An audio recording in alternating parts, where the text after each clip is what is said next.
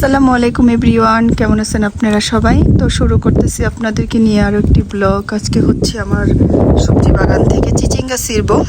এই যে হচ্ছে চিচিঙ্গা, আরও ছোট ছোট এখানে আছে, এই যে বড় আছে, এখানে একটা বড় হয়েছে। তো দুইটা চিচিঙ্গা বড় হয়েছে, তো রান্না করার যোগ্য হয়েছে, আমি রান্না করতে পারবো আজকে। তো ভাবলাম এই দুইটাকে ছিঁড়ে নিই। তো এই দুটাকে হচ্ছে আমি রান্না করব আজকে ইলিশ মাছ দিয়ে। তো এই বছর হচ্ছে প্রথম এই যে চিচিঙ্গা ছিঁড়তেছি গাছ থেকে, আর চিচিঙ্গা হচ্ছে খাবো। তো এই যে একটা ছিঁড়ে নিলাম, তো এটাকে রাইখা দিই এখানে। আর এখন এই যে আরেকটা ছিঁড়বো, তো এই যে এটাকেও ছিঁড়ে নিই। তো চিচিঙ্গা কিন্তু আবার এটা ছোটো থাকতেই ভালো লাগে, বাড়তে হলে কিন্তু অতটা ভালো লাগে না, যদি আঁশ হয়ে যায় খাইতে কিন্তু ভালো লাগে না। তো এটা হচ্ছে ইলিশ মাছ দিয়ে রান্না করব, এই জন্য হলো ছিঁড়ে নিতেছি। তো এটা মুচড়ায় মুচড়ায় ছিঁড়লে আবার হয় কি, এই যে সুন্দরভাবে ছিঁড়ে নিছি। আর হচ্ছে এখানে যে আছে ছোটো, এখানেও ছোট ছোট আছে অনেক, এই যে ছোট, এটাও ছোট, এখনও অনেক আছে। তো এগুলো দেখা যাক, কিছুদিন পরে হয়তো বা বড় হইব। আর হচ্ছে এই যে এখানে একটা শসা গাছ আছে, তো শসা গাছে এখনও শসা ধরে নাই। এই যে হচ্ছে শসা গাছটা, এটাও হইতাছে, দেখা যাক শসা ধরে কিনা। এখানে একটা চালকদো গাছও আছে, এই যে।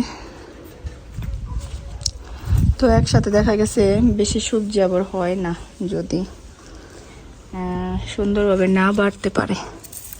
তো এখান দিয়ে উঠানো হয়েছে, দেখি কি কি সবজি হয়। তো করলা আছে গাছে, তো করলা আর আজকে ছিঁড়বো না, করলা আজকে রান্না করব না। এই যে করলাটাকে রাইখা দিছি হচ্ছে বিচির জন্য, বড় হোক এটা।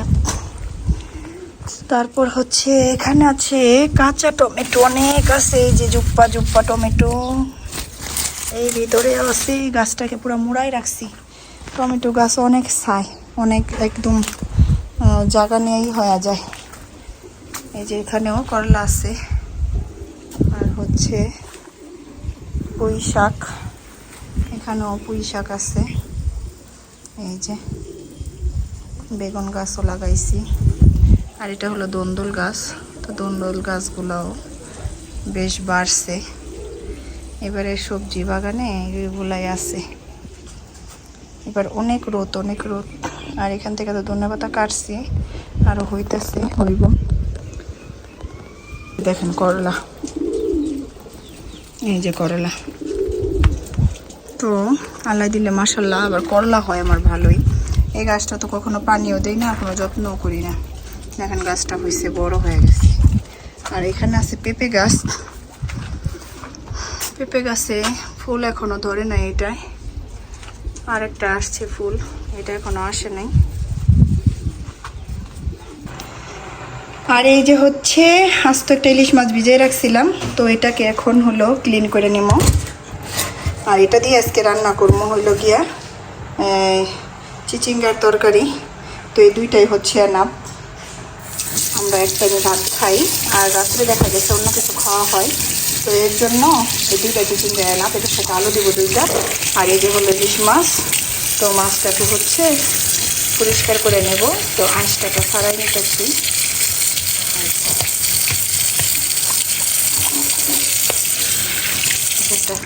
চামচ নিয়ে নিই। আর এখানে হচ্ছে মাছ নিয়ে নিছি, তো মাছটা একেবারে অনেক ফ্রেশ হয়েছে, দেখেন কেমন রক্ত টাটকা। তো কিছু কিছু সময় অনেক সুন্দর ফ্রেশ মাছ আসে, তো কিছু কিছু সময় আবার কিন্তু এত ভালো আসে না। নিজে দেখেন কি সুন্দর, একদম টাটকা। আর এখানে হচ্ছে চিচিঙ্গা আমি কাইটা আর আলু কাইটা নিচ্ছি।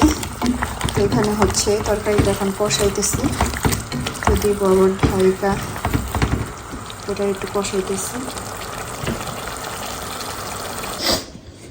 আর এই তো শেষ করলাম ইলিশ দিয়ে চিচিঙ্গা তরকারি রান্না।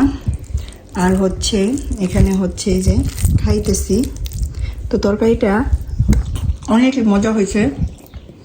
আর নিজের সবজি বাগানের থেকে সবজি ছিঁড়ে রান্না করে খাওয়াটা তো অন্যরকম ভালোই লাগে। তো আজকের ভিডিওটা এই পর্যন্তই শেষ করতেছি, দেখা হবে অন্য কোনো ভিডিওতে। তো ভিডিওগুলো যদি ভালো লেগে থাকে তাহলে লাইক, কমেন্ট, শেয়ার করবেন, সাবস্ক্রাইব করবেন। আল্লাহ হাফেজ।